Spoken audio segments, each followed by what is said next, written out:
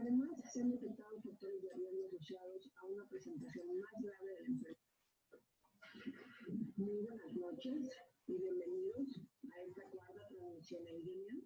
Todo lo que necesitas saber acerca de COVID y el hígado. Sabemos que el virus SARS-CoV-2 afecta principalmente las vías respiratorias, pero se han descrito afección a múltiples órganos, incluyendo el hígado. Tanto la enfermedad COVID como el tratamiento utilizado para ella puede afectar este órgano en particular. Además, se han detectado factores de riesgo asociados a una presentación más grave de la enfermedad, como la presencia de obesidad, alteraciones del estado inmunológico y otras enfermedades crónicas.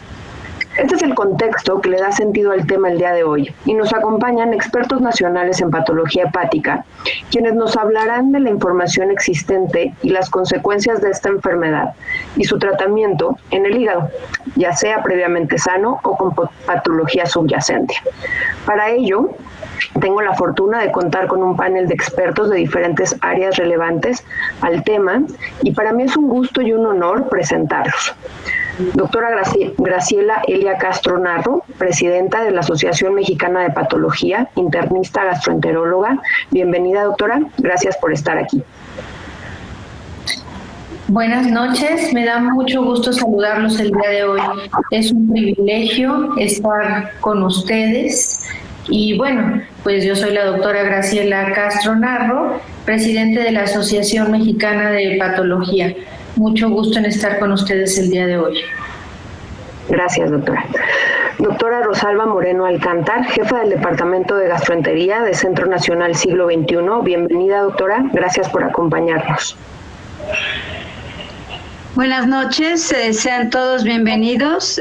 Yo soy la doctora Rosalba Moreno Alcántar, soy jefe de gastroenterología y además soy la tesorera actual de la Asociación Mexicana de Patología. Bienvenidos sean todos ustedes.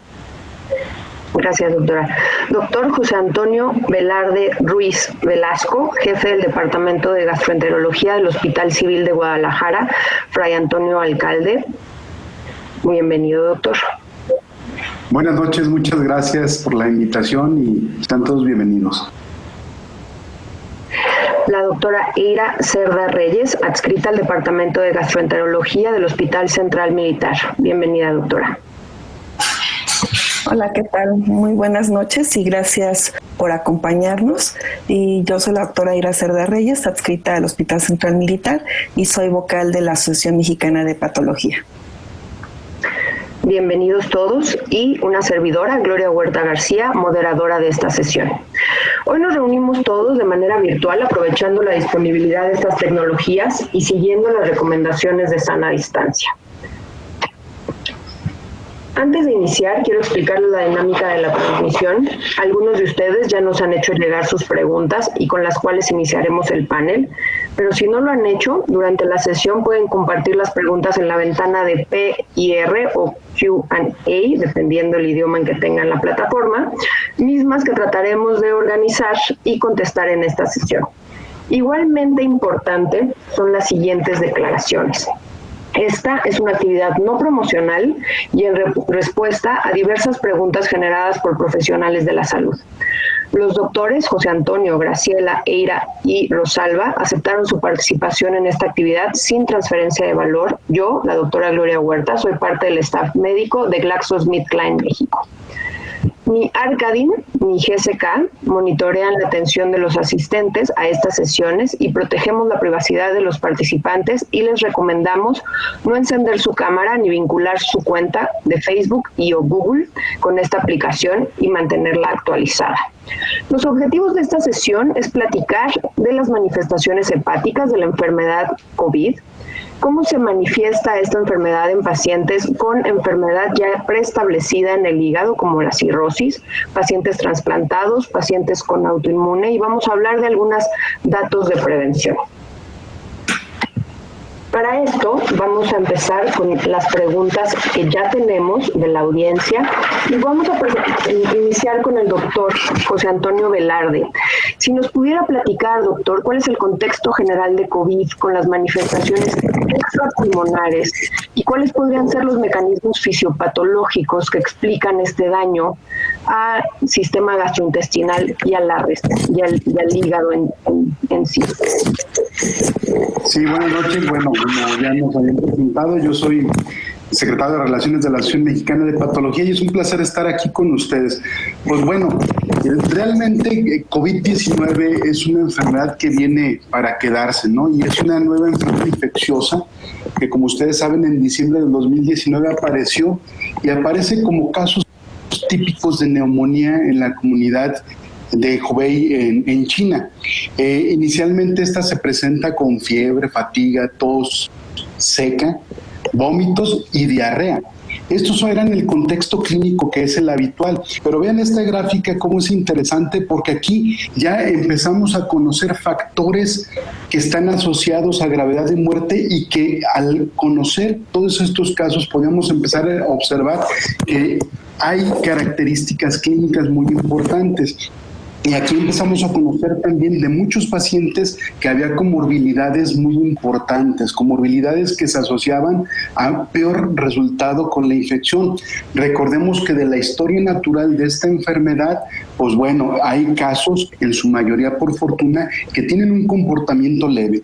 Sin embargo, cuando la enfermedad se torna agresiva, una enfermedad grave, y si existen algunas de estas comorbilidades, hay peor resultado. Pero también empezó a llamar la atención que muchos de los pacientes se presentaron con náusea, vómitos, insisto, y diarrea, síntomas gastrointestinales. Y esto nos remonta al primer coronavirus que hacía enfermedad grave, que es el SARS-CoV, aquel famoso SARS que aparece en 2002 y que gracias a este ya conocíamos que el mecanismo fisiopatológico involucraba algunos receptores que se expresan en diferentes órganos.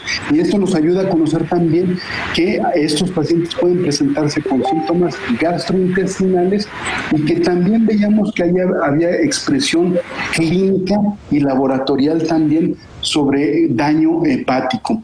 Y bueno, esto hace que conozcamos que existen receptores fisiopatológicos involucrados en esta situación, que yo creo que vamos a ver más adelante. O no sé si los explicamos de una vez. Estos receptores, el receptor de la enzima convertidora de angiotensina, pues bueno, es un receptor funcional para la entrada de todos los coronavirus, pero en específico COP2 tiene el mecanismo de entrada y expresión en diferentes órganos. Uno de ellos efectivamente es el hígado, pero no solamente en el hígado, también en los colangiocitos se expresa este receptor tipo 2 de la angiotensina y eso hace que sea más propenso el hígado a que tenga un daño, una expresión de daño hepático.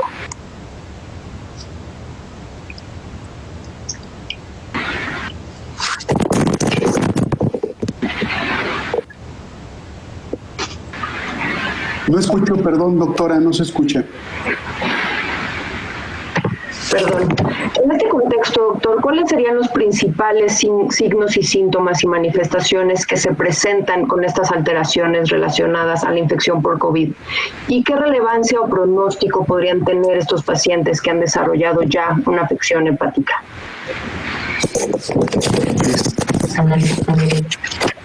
Bueno, realmente los mecanismos de lesión hepática que se han presentado en la infección por SARS-CoV-2, que es la forma grave, no están bien caracterizados. La hipótesis más acertada es que esta expresión del receptor de enzima convertidora de angiotensina puede ser el parteaguas de expresión, y que incluso hay ahorita muchas hipótesis sobre los mecanismos que vienen incluso con la tormenta de citocinas llamada.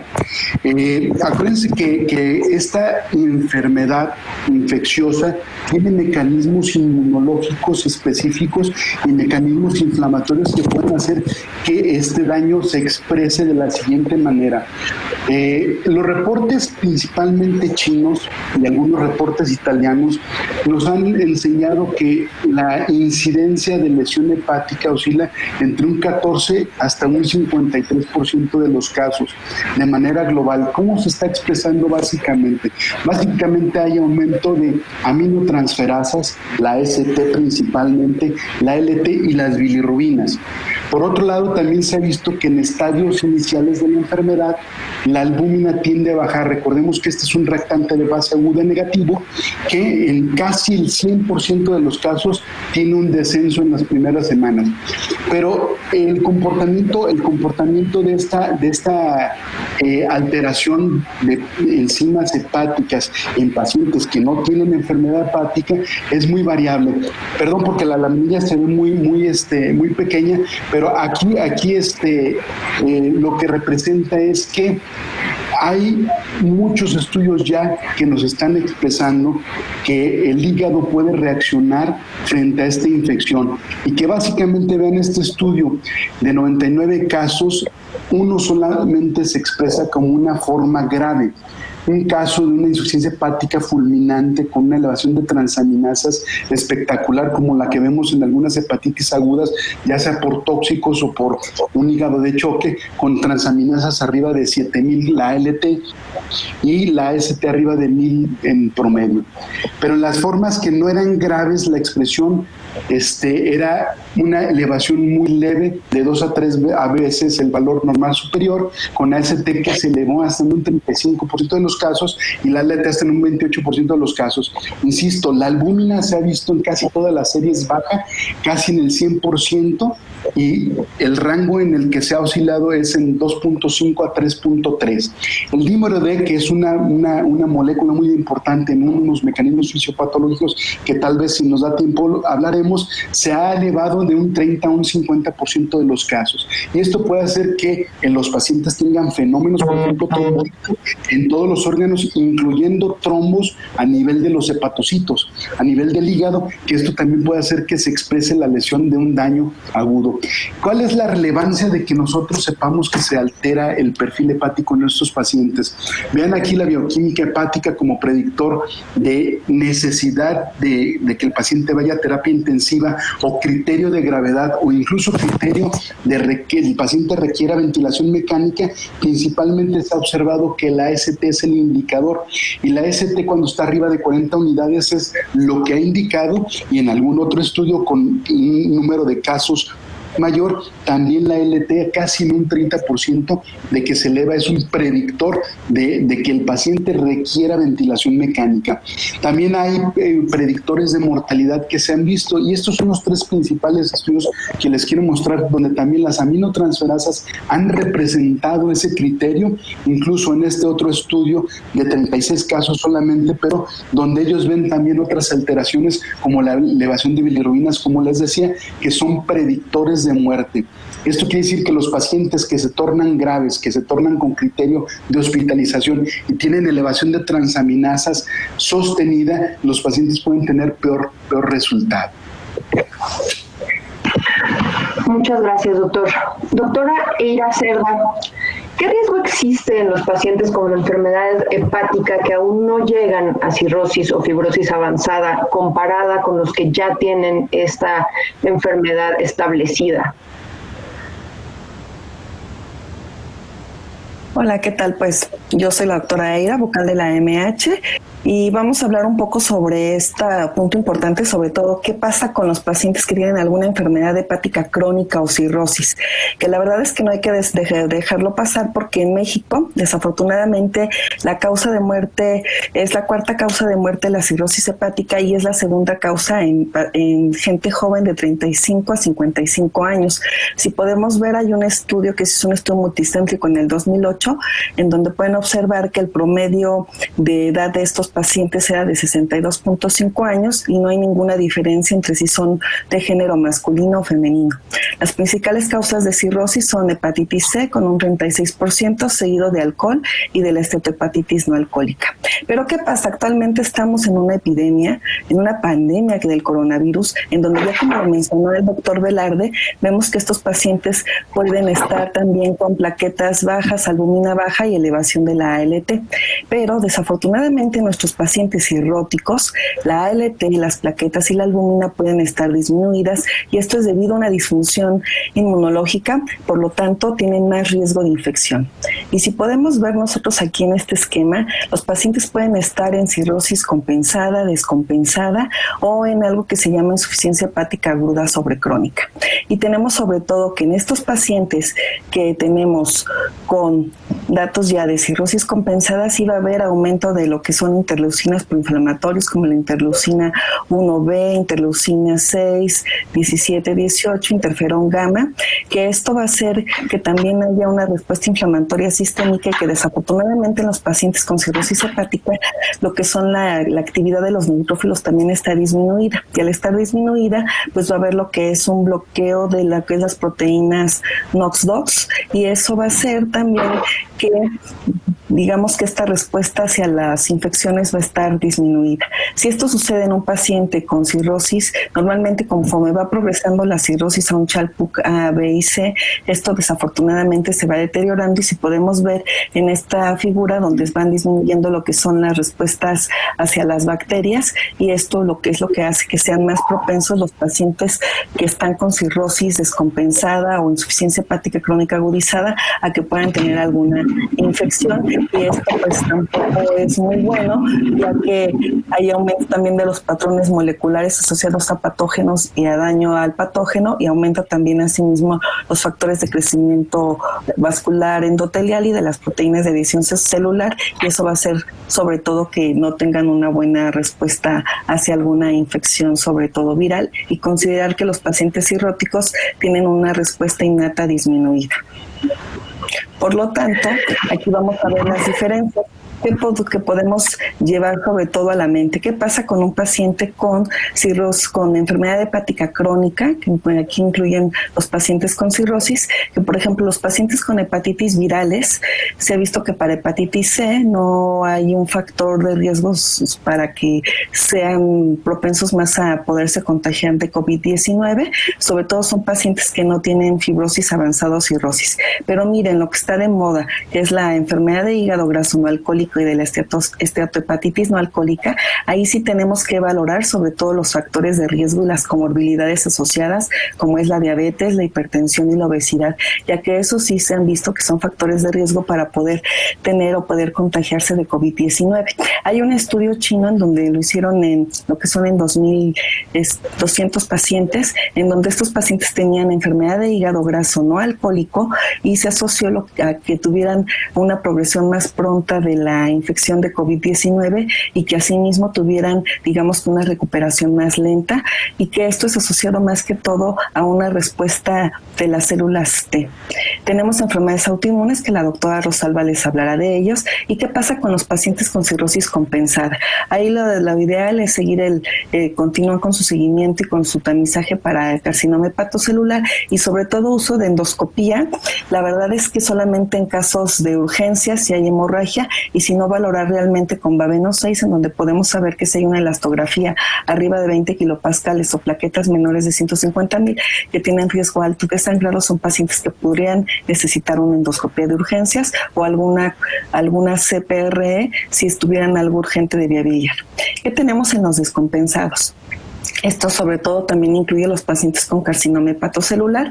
Lo ideal de estos pacientes es también hacer telemedicina, exponerlos menos que se pueda a los hospitales, también vacunarlos contra influenza y neumococo, pero sobre todo es muy importante que aquellos pacientes cirróticos que nos llegan con una descompensación o con datos de insuficiencia hepática crónica agudizada, tenemos que sospechar que estén infectados por COVID-19, y en pacientes que están para trasplante, pues también se aconseja hacer la prueba, que esto nos hablarán también más adelante.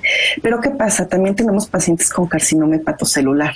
En ellos la verdad es que se sugiere que si necesitan una terapia locorregional, o que sean resección o por ejemplo radiofrecuencia o algún otro tipo de procedimiento para tratamiento de carcinoma hepatocelular, se valore si realmente lo requiere de forma urgente o se puede posponer después. Para las terapias como inmunoterapia o con algunas terapias blanco dirigidas. También ahí se tiene que valorar si se disminuye la dosis o no, pero esto todavía no está escrito en las guías como tal. Esto se tiene que valorar de acuerdo a cada paciente. Si sospechamos de un paciente que tiene carcinoma hepatocelular, que tiene cirrosis más carcinoma hepatocelular y sospechamos que tiene COVID, se aconseja una hospitalización temprana, y asimismo en pacientes que están para trasplante también nos van a hablar posteriormente de ello.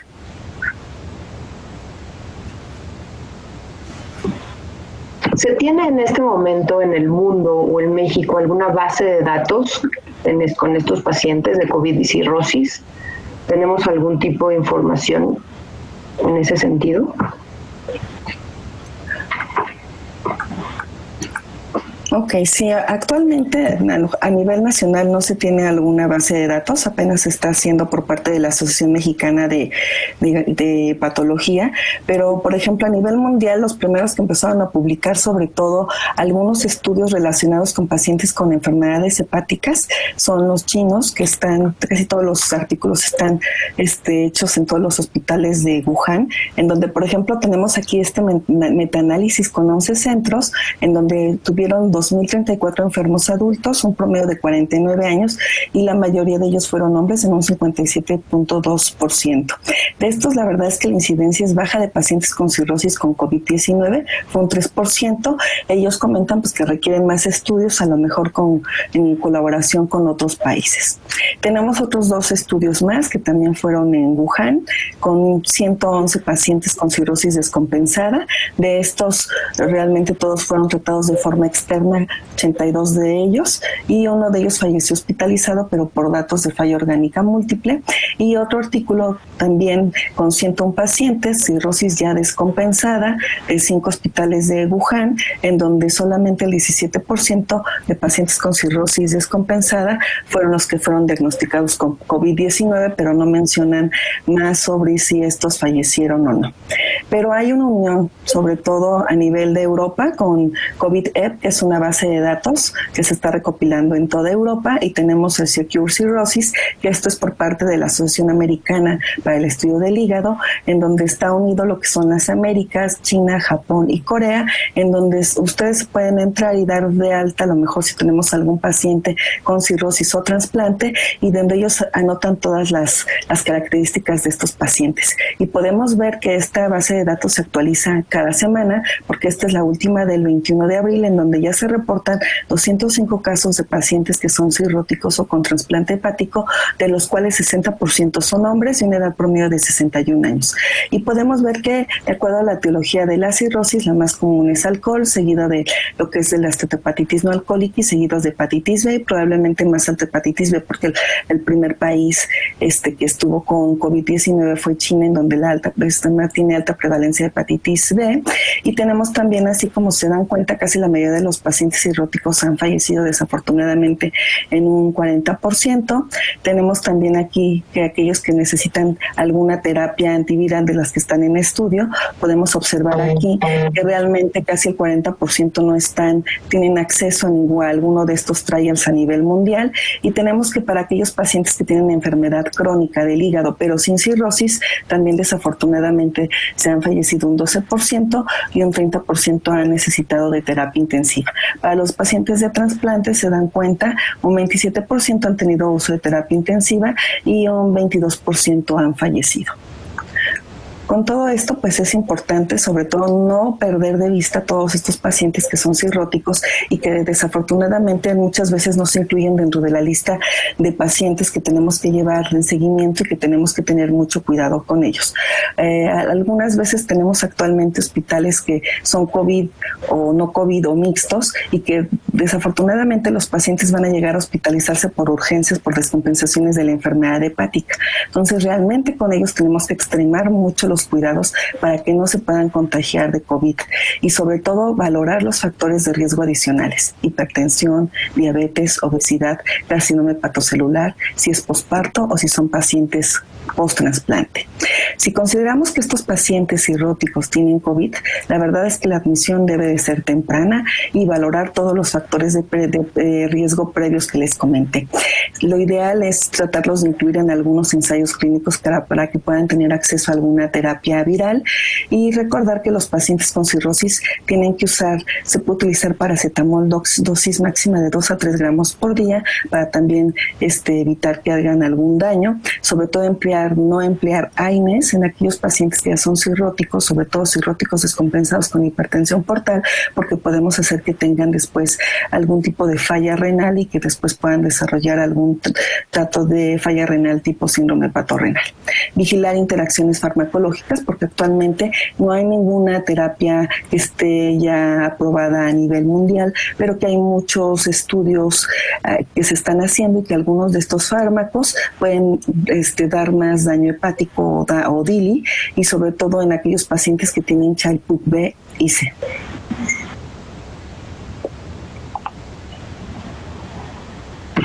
Gracias, doctora. ¿Existe hasta el momento alguna terapia protectora que pueda ayudar a disminuir los síntomas en estos pacientes? ¿Algún tipo de recomendación terapéutica que se deba seguir en estos pacientes que además pudieran padecer COVID? ¿En los de COVID con cirrosis o con cirrosis? Con cirrosis. Con cirrosis. Bueno, la verdad es que no hay ningún medicamento, sobre todo para pacientes que tengan algún hepatoprotector o algo para los pacientes con cirrosis que tengan COVID, para que puedan protegerse y que no desarrollen algún problema de daño hepático. No hay ninguno en las guías, por ejemplo, en las recomendaciones europeas o en los artículos que han salido en China. Ahí mencionan algo de un metabolito de amonio que se utiliza para desintoxicación, pero no hay nada escrito a nivel mundial. Eso es lo último que había en el PubMed, pero sí podemos recordar algunos datos que son importantes para aquellos pacientes con cirrosis y que los tenemos aquí, que sobre todo aquellos pacientes que nos lleguen de ingreso con elevación de las transaminasas, tenemos que sobre todo siempre pensar en que no puedan ser un diagnóstico de cirrosis y que estamos enfrentándonos a un nuevo paciente con cirrosis hepática, o que este paciente esté con una descompensación hepática. Recordar que no hay que retrasar el tamizaje de carcinoma hepatocelular. ¿Por qué? Porque como sabemos que se tiene que hacer un ultrasonido cada 6 meses y que probablemente ahorita nos estemos enfrentando con pacientes a los cuales a lo mejor no los vamos a ver en 6 meses, que los vamos a ver más adelante por esta pandemia, pues la verdad no podemos retrasar este estudio hasta más de 2 meses. La verdad es que el tratamiento de todas las complicaciones de las enfermedades hepáticas como ascitis, encefalopatía, hemorragia deben de continuar. Estas no las tenemos que retrasar.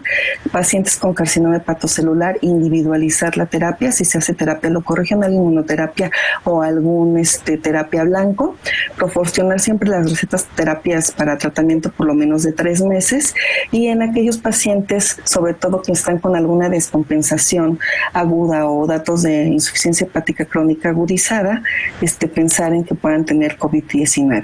Pacientes en lista de trasplante, que les hablarán posteriormente, pues siempre puede impactar esta infección en la lista de espera de trasplante hepático, pero alguna terapia que haya para los cirróticos que los puedan ayudar para que puedan tolerar a lo mejor estos tratamientos antivirales que se están estudiando para que no les provoque daño hepático, no existen hasta el momento. Muchas gracias, doctora. Doctora Castro, sabemos que los pacientes con inmunocompromiso tienen particularmente la vulnerabilidad de tener complicaciones. ¿Existe algún cuidado especial para los pacientes trasplantados? ¿Tienen ellos diferente sintomatología? ¿Alguna particularidad que presenten los pacientes trasplantados de hígado en este momento infectados por COVID? Bueno, en cuanto a los pacientes trasplantados de hígado, quiero mencionar que aún faltan datos completos sobre los receptores de trasplante de hígado y COVID-19. Sin embargo, según los datos de influenza y de SARS, sí ocurre una infección. La progresión a neumonía en estos pacientes puede ser más común en inmunocomprometidos, y en este caso se incluyen los receptores de trasplantes. Los receptores de trasplante pueden tener una mayor carga viral y eliminación, lo que resulta en una mayor infectividad y propagación potencial a otras personas. Es importante también mencionar que los pacientes trasplantados pueden tener enfermedades crónicas como hipertensión arterial, diabetes, obesidad, y esto los conlleva a un mayor riesgo en COVID-19. Y estos pacientes trasplantados, por lo tanto, deben extremar precauciones. Sabemos las recomendaciones para prevenir el COVID en la población general, y de esto les hablará la doctora Rosalba. Sin embargo, sí quiero expresar que los pacientes trasplantados deben de extremar estas precauciones. Por favor, estos pacientes quédense en casa. Si es necesario que les lleven víveres o alimentos, por favor que lo haga alguien de la familia. Deben de conservar también estos pacientes su sana distancia y de lavarse las manos 10, 20, 30 veces al día, evitar tocarse la boca, evitar tocarse la nariz, desinfectar todas las superficies que utilizan con mayor frecuencia, que puede ser con una solución de cloro de 10 mililitros en 1 litro de agua, y extremar esas precauciones, cuidarse mucho, tener en consideración también que estos pacientes deben de evitar automedicarse y que cualquier duda que tengan, pues la consulten con su hepatólogo, que todos estamos en la mejor disposición de ayudarles, de apoyarlos en cualquier duda que tengan. No automedicarse, y si llegaran a tener algún síntoma, avisar inmediatamente. Eso es lo que recomendaría para los pacientes de trasplante. Sabemos que varios de los medicamentos que se están utilizando para tratar la enfermedad grave por COVID tienen efecto directo en la inmunidad, como los corticosteroides, pero también los anticoagulantes, ¿no? Entonces tenemos un paciente que está inmunocomprometido por el tipo de enfermedad que tiene, el trasplante, pero además pudiera tener alteraciones de coagulación. ¿Están recomendados? ¿Se modifican las dosis? ¿Se suspende la inmunomodulación del trasplante? ¿Qué se hace en estos casos, doctora? Bueno, en este momento primero mencionar que hasta la fecha no existe para COVID alguna vacuna ni algún antiviral específico para prevenir o tratar COVID-19. Sin embargo, los pacientes trasplantados sí pueden recibir atención para aliviar los síntomas, y desde luego los que presentan casos graves, estos pacientes pueden requerir hospitalización. En cuanto a las posibles terapias en los pacientes trasplantados, es importante siempre tener en cuenta las interacciones de medicamentos, ya que algunos de los medicamentos que pueden utilizarse aún en protocolos de estudio para COVID-19 pueden tener interacciones con los inmunosupresores, como por ejemplo algunos inhibidores de proteasa que se utilizan en protocolos de estudios para tratar COVID-19. Son inhibidores potentes del citocromo 3A4 y por lo tanto pueden hacer que los niveles de tacrolimus se eleven demasiado. En ese caso hay que disminuir la dosis de tacrolimus y en algunas ocasiones hasta suspenderlo. El caso es que tengamos los niveles adecuados para este paciente. Los anticoagulantes si es necesario y el paciente está hospitalizado y dentro de un protocolo de tratamiento se pueden utilizar. En algunas ocasiones el micofenolato, que es otro de los inmunosupresores, se retira, pero en otras ocasiones se hace disminución de los inhibidores de calcineurina y también se pueden utilizar dosis baja de los esteroides. El caso es que la dosis de los inmunosupresores debemos de ajustarla muy bien y de equilibrarla de tal manera que evitemos las posibles consecuencias de rechazo. De otra manera, los inmunosupresores se pueden quedar con las mismas dosis. Ante un paciente entonces con características, o sea, un trasplante estable, un paciente trasplantado estable, ¿cuál sería nuestra conducta? ¿Tendríamos que decirle que vaya a tratamiento médico independientemente de la gravedad? ¿O cómo sería la conducta? ¿De qué dependería acudir o quedarse en casa con los síntomas respiratorios? Si tenemos a un paciente trasplantado estable, yo le pediría a ese paciente que esté tranquilo en su casa, que podemos hacer una consulta de seguimiento de su trasplante vía virtual por telemedicina, que puede hacerse sus exámenes de laboratorio, incluyendo los niveles de inmunosupresores a nivel local, y que podemos hacer una consulta por telemedicina. Si este paciente es un trasplantado estable, si este paciente empieza con síntomas respiratorios, yo le recomendaría a este paciente que con toda confianza puede hablarle a su hepatólogo, consultarle acerca de estos síntomas, y si en ese momento se considera necesario que el paciente acuda al hospital, entonces acuda al hospital con un cubrebocas, y en ese momento se haría la exploración para este paciente, la consulta clínica, y bueno, tomarse en este caso la prueba para COVID-19. Muchas gracias, doctora. Doctora Rosalba, en el sentido de pacientes con enfermedades hepáticas estables o con alguna enfermedad inestable, una hepatitis autoinmune, alguna enfermedad del hígado que pudiera considerarse que está en el tratamiento adecuado, ¿cómo debe seguir el tratamiento médico? ¿Podemos utilizar estas medidas que menciona la doctora Castro de manera virtual? ¿O cuál es la urgencia de mantener los estudios de laboratorio al día, las consultas en el momento que les correspondían, todas estas consultas que probablemente ahorita podrían considerarse no urgentes, ¿no?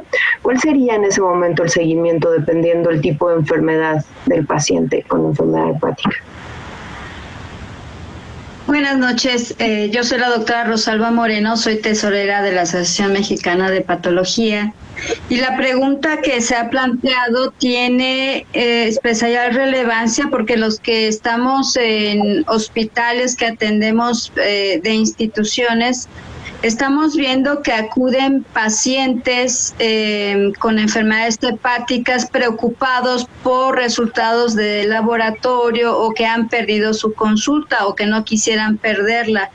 Y es muy importante recalcar lo que la presidenta, la doctora Castro, ha mencionado, ya sea en pacientes que han recibido un trasplante o en pacientes que están con una enfermedad hepática compensada, esto es que no tienen ascitis, no han tenido hemorragia, no tienen encefalopatía o tienen una función hepática muy buena, no deben de acudir al hospital, deben de posponer estas visitas y recurrir a otra opción de comunicación con un médico, que pudiera ser telemedicina, una comunicación telefónica.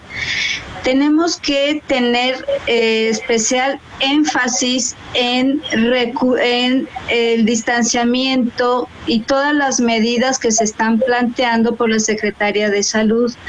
Esto es que hay que evaluar, realmente el médico tiene que evaluar cuál es la indicación de hacerse algún estudio de laboratorio en este momento, dado que puede haber una concentración mayor en los lugares donde se realizan los estudios de laboratorio. Por lo tanto, en un paciente que está estable, que no tiene ninguna descompensación, les pedimos que se pospongan sus visitas, que pueden acudir en otro momento en el que esté ya esta fase superada y que no va a pasar nada. Pueden recurrir a una llamada telefónica. Gracias, doctora. La doctora Castro mencionaba ciertas circunstancias en las que podríamos o no suspender o disminuir el tratamiento inmunosupresor. ¿Cuáles serían estas circunstancias en donde la enfermedad hepática autoinmune se presenta con una enfermedad por COVID? ¿En qué circunstancias retiro, disminuyo o continúo el manejo que utilizo? Bueno, hay que mencionar que todos los pacientes con enfermedad hepática y en especial aquellos que tienen enfermedad hepática autoinmune deben de seguir su tratamiento establecido. En este momento no se aconseja la reducción de sus tratamientos. Específicamente en las enfermedades autoinmunes como colangitis biliar o hepatitis autoinmune no hay una necesidad de la reducción del tratamiento inmunosupresor. Deben de continuar de acuerdo a las guías que se han dicho para el tratamiento de estos pacientes.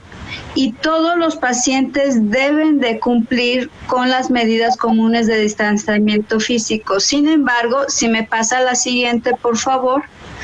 Aquellos pacientes que tienen disminución del conteo de sus linfocitos o tienen disminución de plaquetas importantemente menores de 50,000 y esto derivado por alguno de sus medicamentos, es posible que sí sea necesario disminuir alguno de los medicamentos para su terapia inmunosupresora.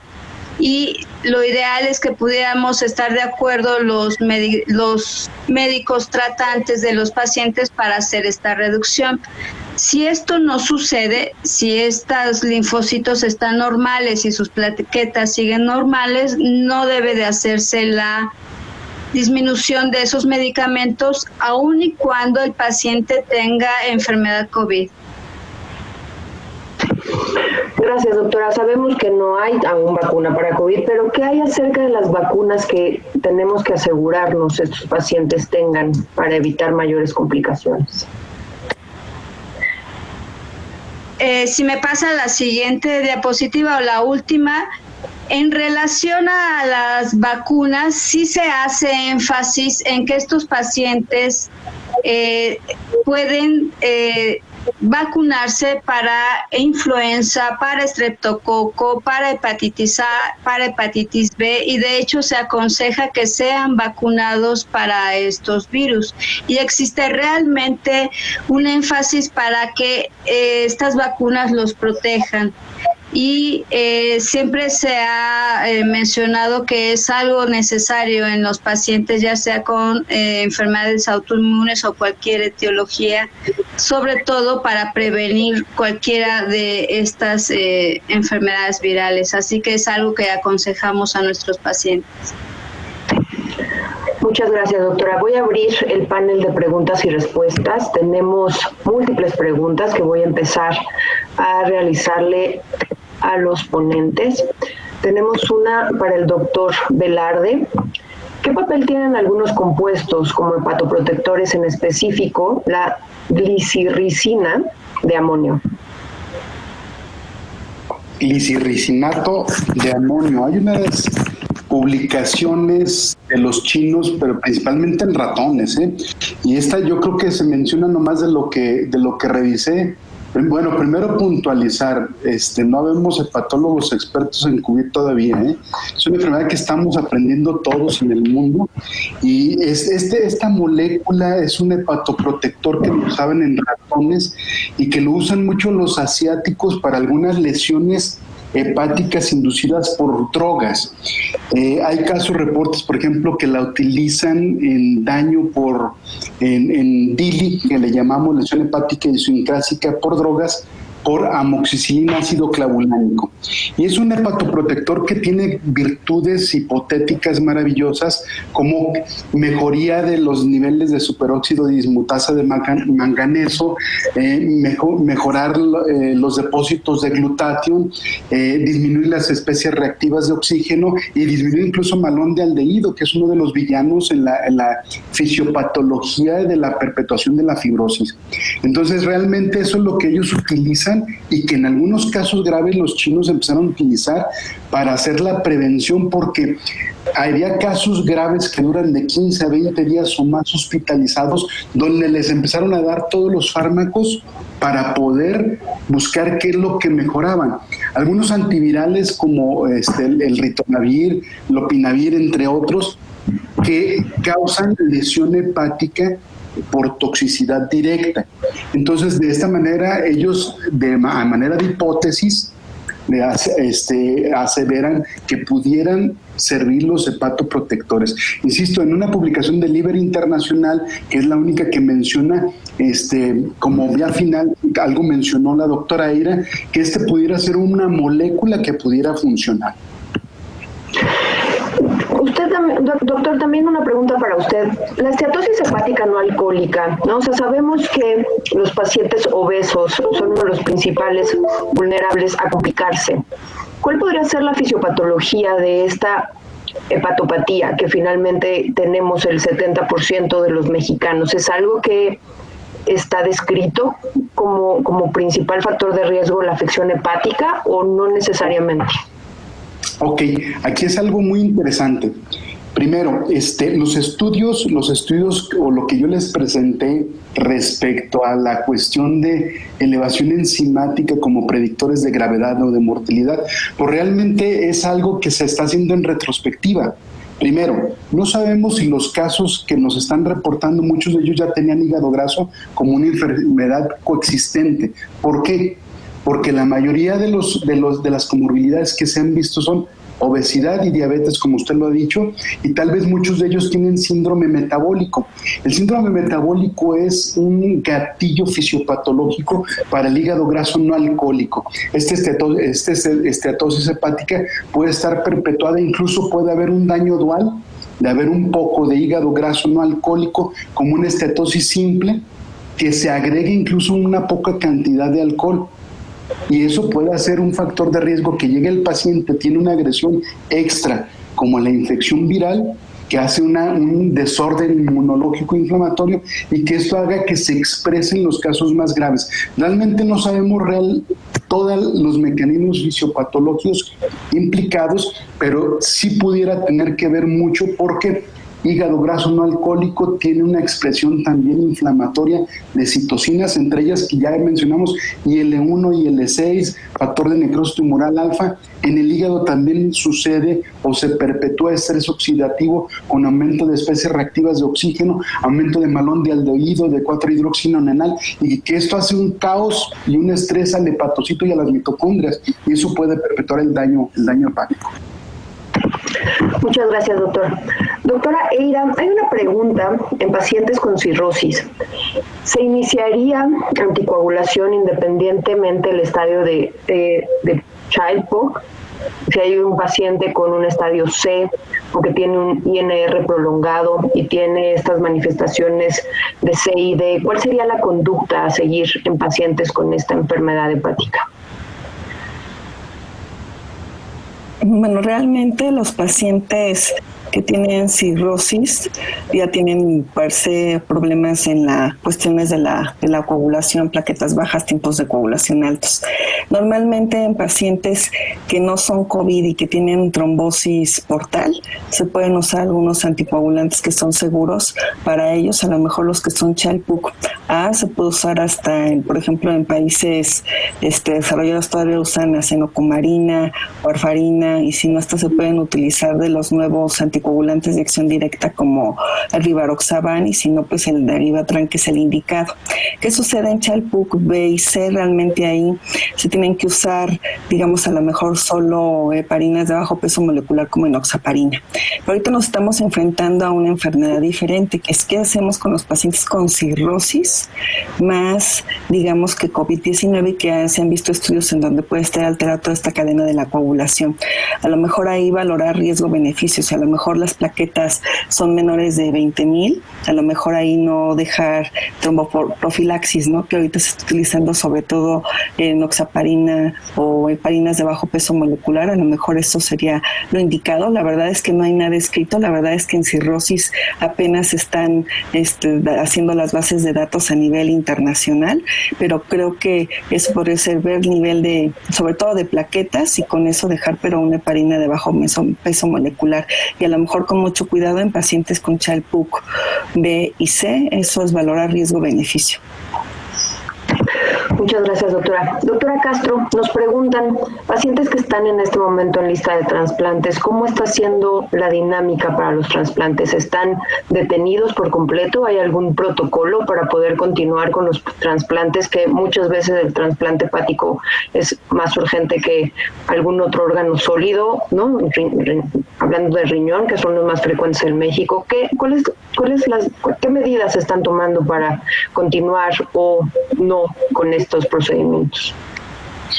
En este momento, lo recomendado es que los pacientes que están en lista de espera pueden llevar a cabo su seguimiento, también ya sea vía telemedicina, vía telefónica y cuando sea necesario presencialmente.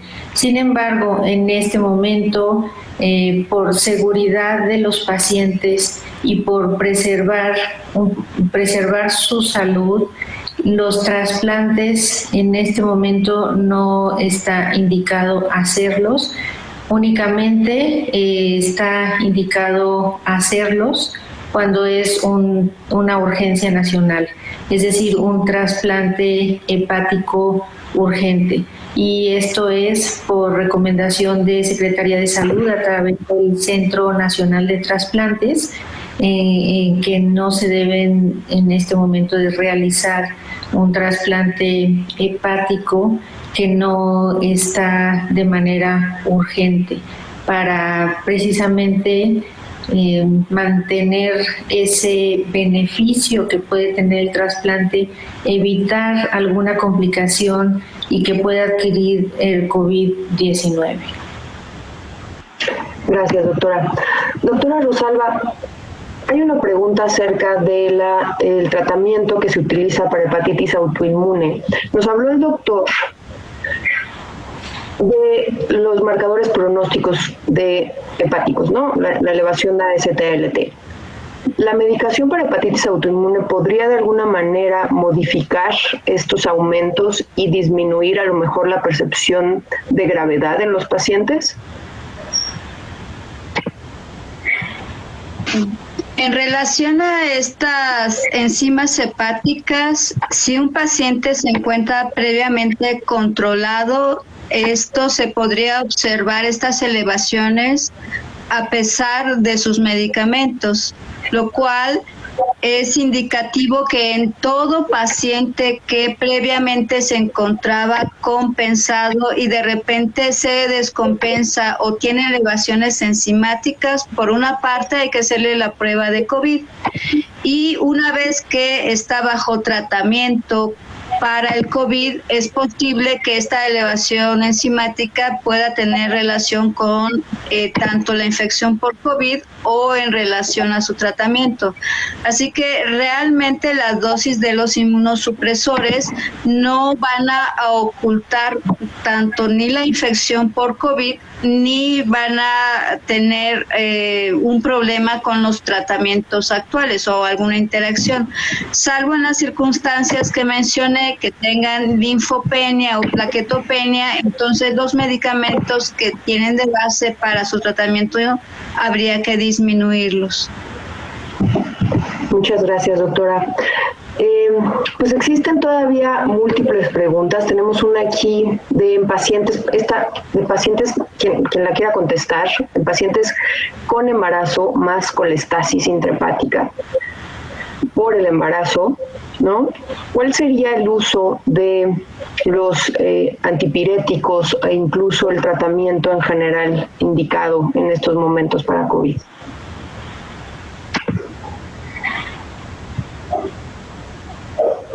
La verdad es que, bueno, la colestasis... bueno, no sé. Mira, adelante. Sí, adelante. Es su cumpleaños, usted tiene la voz. Además, Bueno, la verdad es que lo que es la enfermedad de colestasis intrahepática del embarazo, como sabemos, es una de las segundas enfermedades más comunes que pueden pasar en pacientes que están embarazadas y que no tienen ninguna enfermedad coexistente hepática. Normalmente el tratamiento siempre es con su ácido uso de oxicólico de 15 miligramos por kilo, y la verdad es que en estas pacientes se puede seguir con su tratamiento normalmente sin ningún problema. Y antibióticos se pueden utilizar hasta máximo lo que habíamos comentado. No es cirrosis, pero tiene una enfermedad per se hepática, entonces también se usan de 2 a 3 gramos de paracetamol al día. Pero ¿qué pasa? Normalmente, si sabemos la fisiopatología del COVID, también, como dijo el doctor Velarde, tenemos expresión de receptores de la angiotensina 2 a nivel hepático. Entonces, ¿qué pasa? Pues va a ser también algo diferente, que a lo mejor la tenemos muy bien controlada con el ácido desoxicólico y que a lo mejor se infecta de COVID. Probablemente esta paciente sí podamos darnos cuenta con alguna alteración de las pruebas de funcionamiento hepático. Pero la verdad es que el antibiótico se usa 2 a 3 gramos, aunque no sea cirrótica, se dejaría la dosis porque tiene una enfermedad hepática per se, que obviamente después de que tiene al bebé, pues esto ya desaparece, ¿no? Hay una pregunta acerca de la coinfección con VIH y hepatitis. ¿Hay algunas recomendaciones particulares para esto, doctor Velarde? ¿Son diferentes las recomendaciones a las ya descritas en esta coinfección, que además se agregue alguna enfermedad por COVID? Bueno, insisto, yo no soy infectólogo, pero creo que las medidas son universales ahorita. Ahorita yo creo que las medidas de prevención son universales para todos. Como dijo, por ejemplo, la doctora Graciela, incluso con los pacientes que tienen inmunosupresión, aquellos que tengamos con coinfección por virus C, VIH, el comportamiento tiene que ser el mismo, incluso tienen que seguir con sus tratamientos y tener las medidas de aislamiento que ya están establecidas. Existe, la pregunta supongo va dirigida a que existe esta probable teoría de que los antirretrovirales pudieran tener algún tipo de efecto en el virus, y es por eso que los pacientes con VIH no son los principales afectados en esta pandemia teniendo algún tipo de inmunocompromiso, principalmente si están estables. ¿Han visto, han leído algo acerca de esto? Pues realmente yo no los he visto, eso tenemos que aclararlo. Insisto, en México creo que estamos empezando a conocer la expresión de la enfermedad. Efectivamente existen muchas hipótesis sobre esto, y yo creo que respecto a tratamientos, esto lo tenemos que dejar a los expertos, a los infectólogos, pero realmente hay muchos medicamentos que utilizamos en VIH que son hepatotóxicos, y aquí también tenemos que tener cuidado, porque el abuso o el uso de muchos fármacos, de hecho la recomendación hasta ahora para la prevención de daño hepático va respecto a la que utilicen fármacos hepatotóxicos. Muchas gracias. Bueno, estamos a 2 minutos de terminar la hora. Quisiera pedirles un breve comentario a cada uno de ustedes en el mismo orden en el que empezamos para poder cerrar. Hay muchas preguntas todavía, se las vamos a hacer llegar tanto a los ponentes y esperando poderlas contestar todas. Como bien dice el doctor, es una enfermedad que tiene casi 4 meses en el mundo y se contestan las preguntas de manera diferente de un día con respecto al otro, ¿no? Entonces vamos a hacer todo lo posible por contestarlas todas. Entonces, doctor Velarde, algún último comentario y nos vamos en el mismo. Yo creo que básicamente me gustaría cerrar con lo que ya hemos dicho. Es muy importante ahorita que acatemos las recomendaciones de los expertos, de los infectólogos, de los epidemiólogos, y tenemos que estar la mayor parte posible en casa. Tenemos que buscar tener la salud mental, el personal de salud, eso es muy importante porque nos falta un camino largo. Respecto al tratamiento o a la prevención de enfermedades hepáticas, yo creo que tenemos que caracterizar a nuestros pacientes, insisto, pacientes que creemos que no tienen enfermedad hepática, probablemente tienen ya una existencia de una enfermedad, básicamente hígado graso no alcohólico, y que eso puede ser, junto con obesidad y diabetes, un detonante para que el paciente pueda tener lesión hepática. La lesión hepática principal que se ha observado en la mayoría de las series es de tipo hepatocelular, aunque hasta un 1 a 2% de los casos también hay lesión colestática, donde hay elevación de fosfatasa FGT de manera aislada. Por eso no lo comentamos tan frecuentemente. El daño principal es hepatocelular y hay que estar al pendiente porque transaminasas como AST arriba de 40 en pacientes graves se han asociado a gran mortalidad. Gracias, doctor. Doctora Cerda, por favor. Pues sobre todo, pues no olvidar que la población también vulnerable son los pacientes con cirrosis hepática y sobre todo tener en mente que tratarlos, todas sus complicaciones siempre, no retardarlo y sobre todo pacientes que nos llegaran con datos de una agudización de la enfermedad hepática o datos de insuficiencia hepática aguda sobre crónica, sobre todo pensar en que puedan tener COVID-19. Gracias. Muchas gracias, doctora Castro. Para los pacientes que están en lista de espera de trasplante y para los pacientes que están trasplantados, por favor quédense en casa. Hay que tener ánimo, hay que tener confianza con su hepatólogo, llamar cuando sea necesario, que estamos en la mejor disposición de ayudarles y por favor no se automediquen. Esto es algo que nos ha cambiado la vida totalmente, pero hay que seguir adelante. Gracias, doctora. Y finalmente, doctora Moreno. Para los pacientes que tienen enfermedades autoinmunes, no es necesario disminuir sus medicamentos, hay que mantenerlos en las mismas dosis si es necesario. Sí es necesario recalcar, todos los pacientes con enfermedad hepática deben de cumplir las reglas de distanciamiento físico, usen cubrebocas, de preferencia quédese en casa, el lavado de manos es muy importante y a todos nuestros colegas les enviamos un gran abrazo, admiración por todo su trabajo y por eso decimos cuídense, por favor. Muchas gracias, doctora. Y nada más para recordarles que se reporte cualquier evento adverso del biológico que sea que estén utilizando. Ahí les dejamos algunos números de farmacovigilancia. Y bueno, antes de cerrar esta transmisión, quiero solicitarles su evaluación de este evento, contestando la encuesta que se habilitará al momento del cierre del evento. Para nosotros es muy importante su retroalimentación. Muchas gracias. Hasta luego y muy buenas noches.